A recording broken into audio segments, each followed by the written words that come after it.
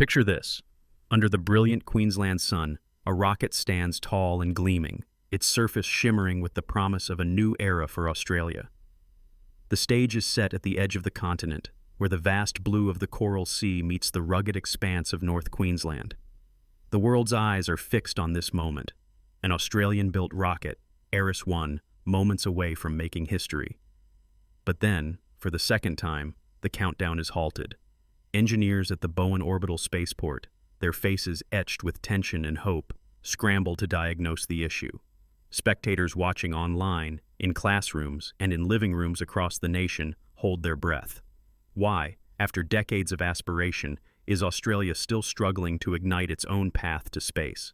And what does this relentless push mean for the country's future, not just in technology, but in the global economy, national security, and the dreams of a new generation? Australia's ambitions to join the elite club of spacefaring nations are not recent. The roots of this dream reach back over 70 years, to the 1950s, when the Woomera test range was established in the arid heart of South Australia. This vast site, created through a partnership with the United Kingdom, became one of the world's busiest rocket launching sites outside the United States and the Soviet Union. Throughout the 1950s and 1960s, the Woomera range witnessed launches that tested British and joint Anglo-Australian missile and satellite technology.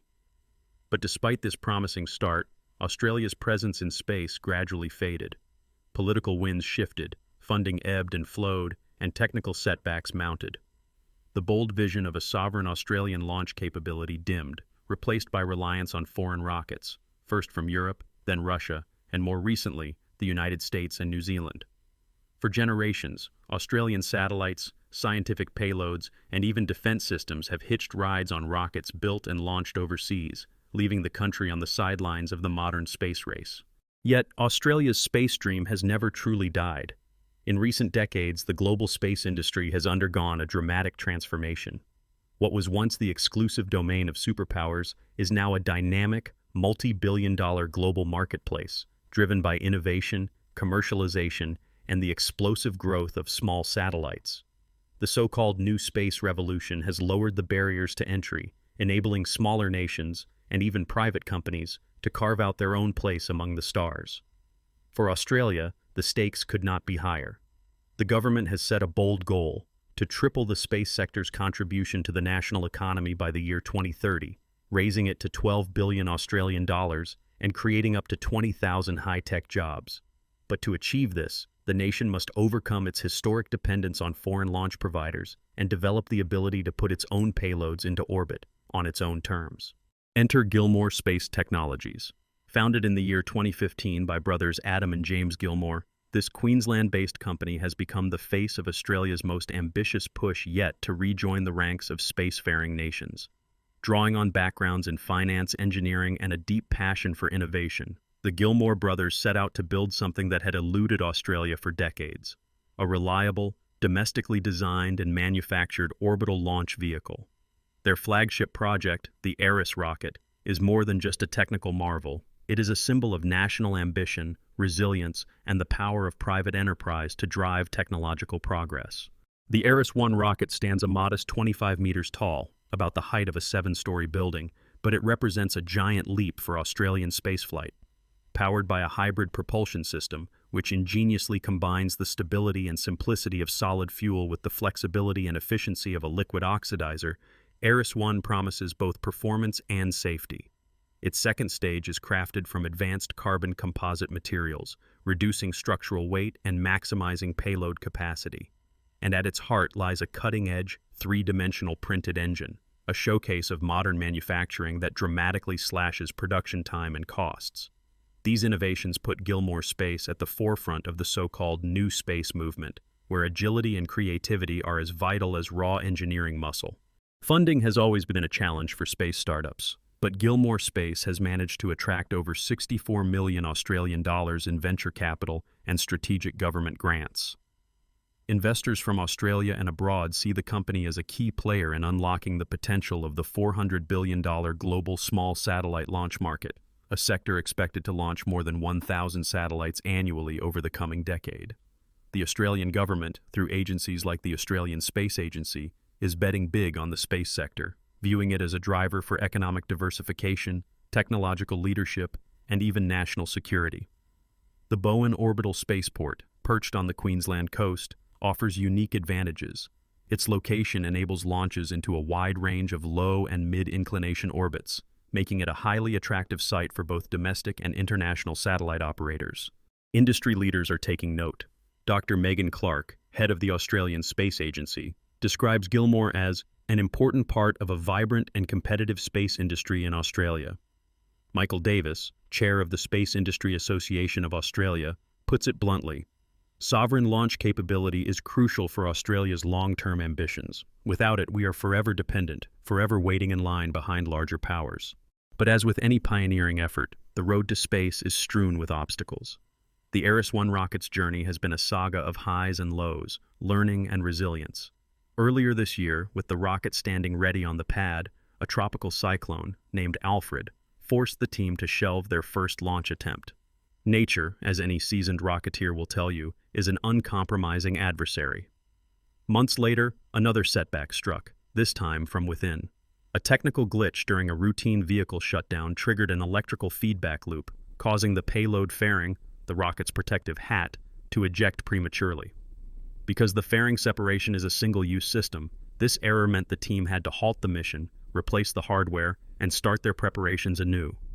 Each delay is costly, not just in dollars but in time, momentum, and public confidence. Every setback becomes a test of the team's ingenuity and grit. Yet, experts are quick to remind us that such challenges are par for the course in rocketry. Dr. Cassandra Steer, a leading space law and policy scholar from the Australian National University, notes, "Delays are normal in the space industry, especially for new launch providers. The important thing is to learn from each setback and keep moving forward." John Connolly, Deloitte's space industry lead partner, echoes this sentiment. The space sector is a long game. Success is built on persistence, learning, and the courage to try again. Adam Gilmour himself remains undaunted. Whether we make it off the pad, reach max Q, or get all the way to space, what's important is that every second of flight will deliver valuable data. Each attempt makes our rocket more reliable, more capable. The pressure, however, is mounting. Investors are watching closely, balancing their faith in innovation against the hard realities of technical risk and market competition. Supporters are hopeful but cautious, keenly aware that every delay gives rivals more time to advance. The global small satellite market is fiercely competitive, with established giants like SpaceX and Rocket Lab having set towering standards for reliability, cost efficiency, and service. New players from Asia and Europe are entering the fray, leveraging government backing, advanced manufacturing, and sometimes even unconventional technologies, like Spin Launch's kinetic launch system, which uses a giant vacuum-sealed centrifuge to hurl rockets skyward. With projections of over 1,000 satellites to be launched annually in the coming decade, the window of opportunity for Australia is immense, but it is also narrowing, as other countries and companies race to secure their slice of the market. So, as Gilmour Space prepares for its next attempt at launching Ares-1, one question hangs over the endeavor. If this mission fails, will Australia's fragile momentum dissipate, or can the nation, and its most ambitious space company, find the resilience to press on? To understand what's truly at stake, consider the broader context. For Australia, sovereign launch capability is not just about prestige or technical prowess. It is about economic resilience, national security, and the ability to shape the country's own destiny in an increasingly uncertain world. The Australian government's goal to triple the space sector's GDP contribution to $12 billion by the year 2030 is not simply a number. It is a vision of a future where high-tech manufacturing, advanced research, and entrepreneurial energy drive national prosperity. Sovereign launch means Australian satellites can be sent into orbit on Australian rockets, from Australian soil, whenever national interests demand. It means the country can conduct independent Earth observation, climate monitoring, and telecommunications. It means greater bargaining power in international collaborations, and less vulnerability to the shifting priorities of foreign launch providers. The practical benefits are equally compelling. As the space sector grows, it creates thousands of high-skilled jobs, not only for rocket engineers and software developers, but for technicians, supply chain specialists, data analysts, and more. Regional economies, like North Queensland, stand to benefit from spaceport construction, supporting infrastructure, and even space tourism. Educational institutions across Australia are responding with new STEM curricula and training programs, preparing a new generation to participate in and lead the global space economy.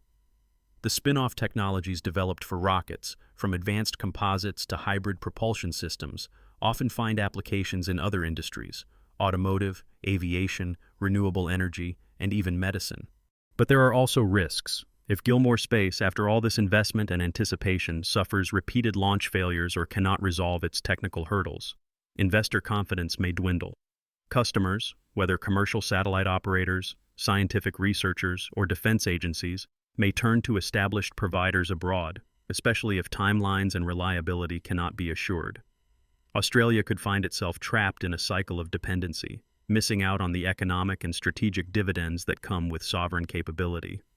In this scenario, the momentum gained over the past decade could evaporate, leaving only cautionary tales and unfulfilled potential. Yet, the story is not over. Far from it. Across Australia, a new ecosystem is taking shape.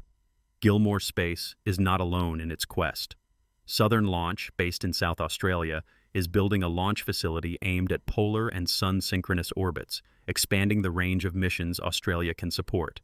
Other startups are designing satellite platforms, developing innovative propulsion systems, and exploring the frontier of on-orbit servicing and debris removal.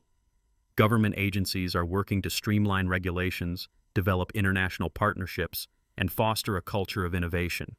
As Bill Richardson from the New Zealand Space Agency notes, Australia's development of launch capabilities creates opportunities for collaboration and strengthens the regional space ecosystem. Even if Eris-1 encounters turbulence, the lessons learned will feed directly into future attempts. As Dr. Steer reminds us, the important thing is to learn from each setback and keep moving forward. In space, as in any cutting-edge industry, failure is not the end. It is the crucible in which success is forged.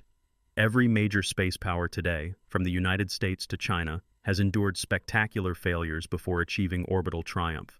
The true test is not whether the next launch is flawless, but whether each challenge serves as a springboard to improvement. Let's dig even deeper. What would a successful Eris-1 launch mean for Australia? First, it would prove that the nation can design, build, and operate orbital rockets entirely on its own soil, an achievement that only a handful of countries can claim.